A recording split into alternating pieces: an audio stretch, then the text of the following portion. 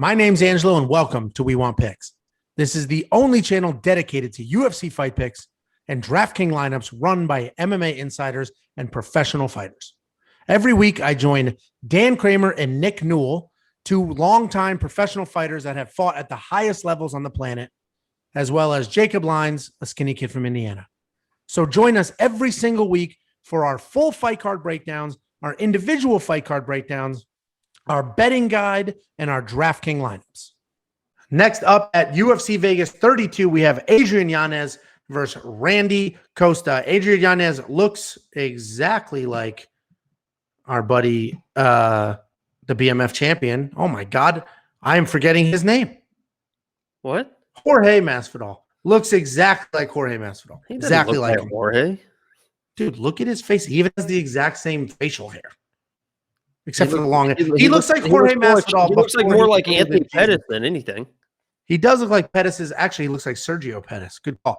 But he looks like Jorge Masvidal before he grew out the Jesus hair. Either way, he's 13-3, 5-0 in his last 5. Randy Costa is 4-1 in his last 5, 6-1 overall. This may be fight of the night.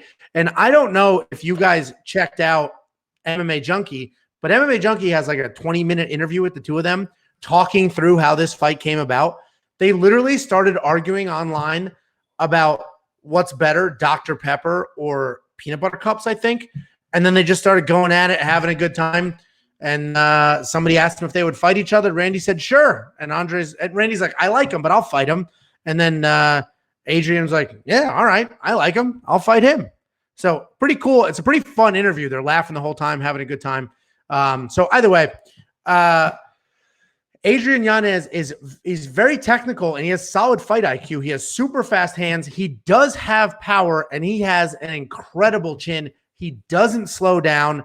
He will probably need his chin here because he marches forward and he never lets up. And Randy Costa is a very good finisher.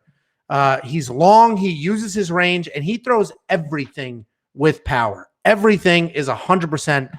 And he mixes up his striking really, really well. There's lots of movement when he fights. And he does fight very, he has a different sort of fight style. He is at Stanford MMA. And that usually doesn't matter. I'm not usually a big camp kind of guy, but Stanford MMA has been absolutely insane lately. I'm pretty sure every single person they put out there is dominating as of late. And even in the very few losses they've had, they've looked fantastic. So this is a much trickier fight than these odds will tell you. I mean, 2-1, it's a little wide for a couple of guys that will absolutely bang. And somebody like Randy Costa, who is crazy fast with a ton of volume and incredible power. How do you think this goes? I love Adrian Yanez. I mean, this guy is a complete assassin. He walks you down, waits for you to throw, and just counters with such precision and power. It blows my mind. And I got a little pissed off because you said it was going to be the fight of the night. I have in my notes right here, I have it highlighted. This is going to be the fight of the night. I think you nailed it. These are two fun guys. And Randy is no slouch either. I have Yanez in my lineup, and I think he's going to win. But that's just because I think he's just a little bit more technical, a little bit more precise than Randy. As you mentioned, he's a little bit more looping with the shots. He does have power behind him. So this could be one of those, what was it, Jonathan Martinez, or I think it was John Martinez, that me and Dan were really high on, a very good striker that got caught. This could be Yanez should win this fight. He's a better striker, and they're going to strike, but he could get caught. But I'm playing the odds here that he's just a better striker.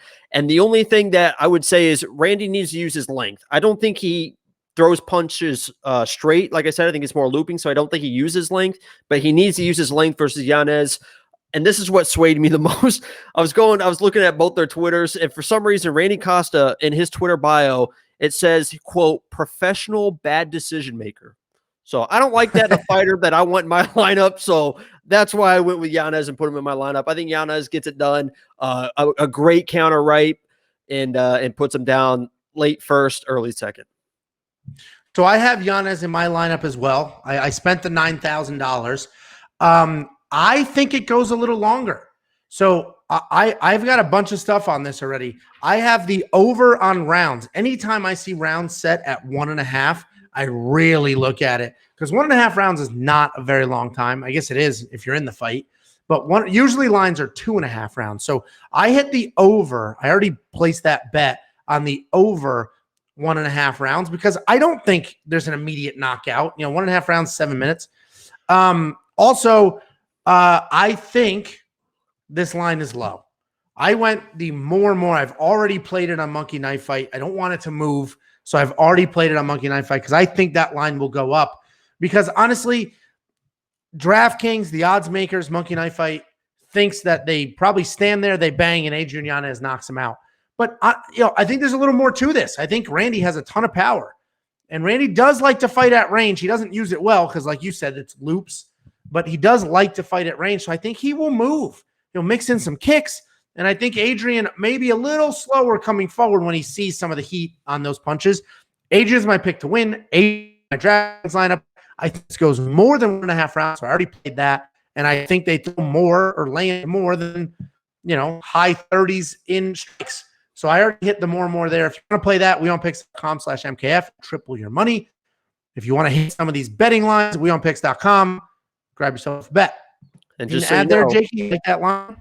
Yeah, if you're saying that it's going over a round and a half, that would be the first time in Costa's MMA career that it would go past a round and a half. So the odds, obviously the odds are a little bit against you. What was the that's just the over under. Okay. Yeah, so yeah, the over under was 1.5 in the rounds, and then the strike line. And listen, I know he's a guy. I definitely would play the more because I think even if it doesn't go a round and a half, I agree with the more for sure. Just that 1.5 is a little bit tricky. Yeah, and I think 1.5 is a low line. So I love if you go back to all my betting breakdowns, Dan and I have different approaches. I'm more conservative. I think it's a pretty safe bet, 1.5 rounds, because they're evenly matched. I don't think Yanez is a 2-1 favorite. I think the odds are a little wide. I think they're pretty evenly matched. It's going to be a ton of fun. I'm going to love watching it. And hopefully, best case for me is they land 40 strikes each. Adrian Yanez knocks out Randy Costa at end of the second round. That's best case for me. I'll hit my DraftKings, I'll hit the Monkey Knife Fight, and I'll hit my bet.